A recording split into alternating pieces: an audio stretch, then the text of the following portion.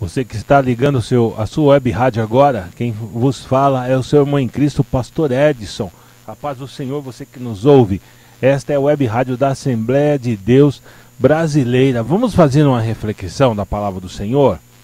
A reflexão que tem como base o texto em Gálatas capítulo 1, versos 1 a 3.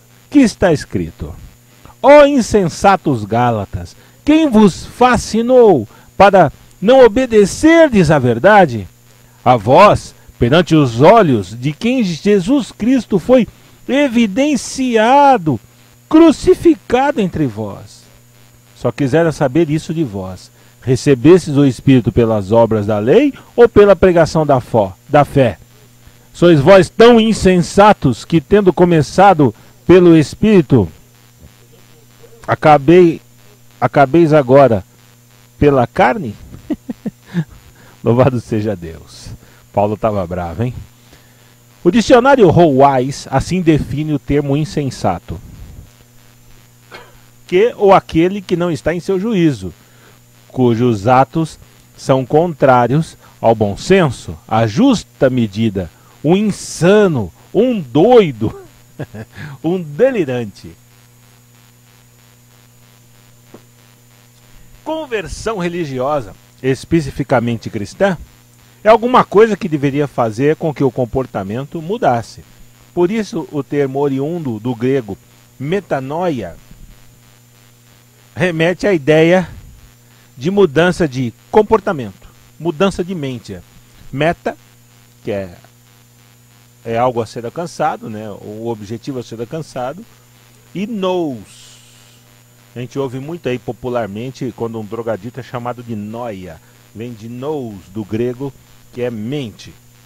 Em suma, o arrependimento ou conversão, as duas traduções são possíveis e utilizadas no texto sagrado, significa que o sujeito deixou as práticas anteriores, seja religiosa, uma falsa religião, ou social, uma vida desregrada, né? Ou uma vida social que não é adequada ao contexto bíblico, e adquiriu um novo comportamento. É óbvio que tal mudança não seria e não deve ser imediata, mas mediata, pois necessita aprender, ver sobre uma nova perspectiva. Pode levar mais tempo para uns, menos tempos para outros, mas não é instantâneo, hein? Jesus não faz mágica, Jesus faz milagre. Jesus não é um ilusionista. Entenderam, irmãos? Jesus não é ilusionista e nem milagreiro. Jesus faz milagres, e o milagre de Jesus é completo. Vamos lá, vamos voltar à nossa reflexão. Jesus fala para Nicodemos em João capítulo 3:2 que quem nasce do alto tem uma vida diferenciada, pois vive em função de Deus e é guiado pelo Espírito de Deus. Nicodemos não entendeu o que Jesus quis dizer. E o que será de nós brasileiros então, hein? Noutro momento, Paulo diz algo parecido aos Colossenses 3:1, que diz: portanto, se já ressuscitaste com Cristo, buscai as coisas que são de cima, onde Cristo está assentado à destra de Deus. Usando uma linguagem pentecostal, hein, irmãos? Porque eu sou pentecostal. Essa linguagem, hein, que Paulo usa é tremenda. É tremendo isso. Pois a ideia de ressuscitar com Cristo significa ser uma nova criatura, um novo ser que vive a partir de agora, segundo padrões do alto ou padrões do céu. Daí a oração que o Mestre Jesus nos ensina a dizer: venha o teu reino, seja feita a tua vontade, assim na terra como no céu. Mateus, Evangelho de Mateus, capítulo 6, verso 10. Se Nicodemos, um dos mestres, como está escrito em João capítulo 3:10, não entendeu, como nós brasileiros podemos entender? Nicodemos era um mestre, era um didáscalos, hein? Um ensinador da lei e dos costumes judaicos, mas não conseguia ser livre do comportamento a partir da tradição. Era ortodoxo até as unhas. O costume religioso era comum e prático para ele. ser religioso e ter contato com Deus, bastava seguir o que regia a lei, associado ao costume, oriundo dos entendimentos dos mestres. Quando Jesus disse que teria de nascer novamente e, por consequência, não ter direção certa, sua mente entrou em parafuso. E por ser mestre, ousou debater com Jesus e disse: como pode um homem nascer sendo velho? João, capítulo 3, verso 4. Pobre Nicodemos. Como ser religioso sem regras dos manuais, hein, meus irmãos? Como ser religioso sem os RIs? Como ser religioso sem esses manuais que os homens escrevem? Como seria estar disposto a ser sem direção, guiado por Deus, guiado tão somente pela voz de Deus? Oh, louvado seja Deus! Nicodemos reconhecia em Jesus a autoridade, mas o seguia à distância. Para nós, ou a maioria de nós, a simples ideia de debate já seria contrário à Bíblia. Soa desrespeitoso. Somos ouvintes, na grande maioria passivos, e boa parte da liderança no meio pentecostal não admite ser contrariada. Confunde liderança cristã com liderança gnóstica. Confunde pastorado com guruzismo. Confundem esoterismo, onde apenas alguns podem ter a revelação, e tem como premissa o ocultismo. O ocultismo, né, o esoterismo, ele é, como é que eu vou dizer, ele namora com o ocultismo. Já o cristianismo não, ele é exoterismo. O que significa isso? O conhecimento é público e a revelação é dada a todos. Todos quantos se convertem, todos quantos se direcionam para Deus, é-lhes dado o poder de se tornarem filhos. E nada é escondido dos filhos de Deus. Nada é.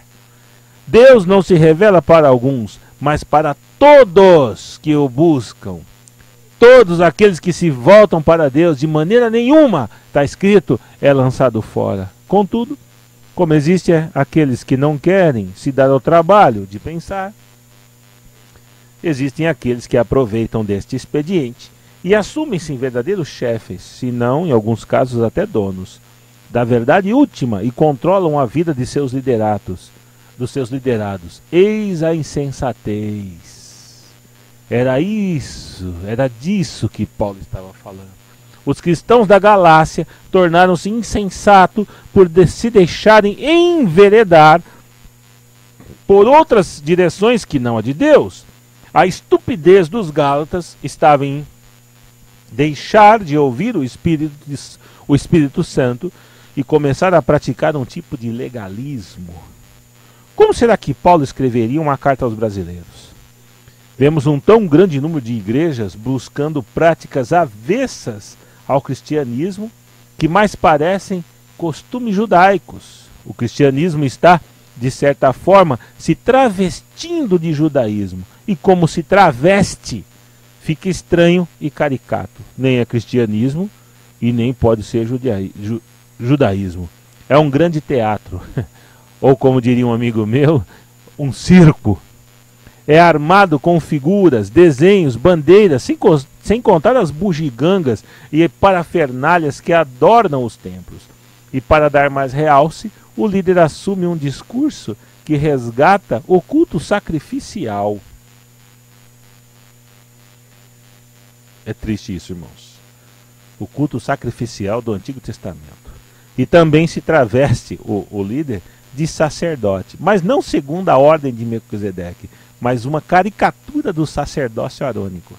Não pode ser arônico, pois somos brasileiros e não judeus de fato. Não pode ser arônico, pois com a morte e subsequente ressurreição de Jesus, o sacerdócio atual não tem por base a provisoriedade, que era característica do proposto por Moisés, mas tem a eternidade proposta na figura de Melquisedeque.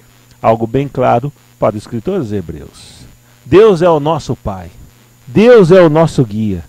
Que nosso Deus seja longânimo para com seus filhos brasileiros, pois não sabem o que fazem. Estão vivendo um desvario religioso, uma fantasia insensata. A paz do Senhor a todos. Quem vos despede é o seu irmão em Cristo, o pastor Edson, da Igreja Assembleia de Deus Brasileira, em Ferraz, de Vasconcelos. Fique com a paz do Senhor.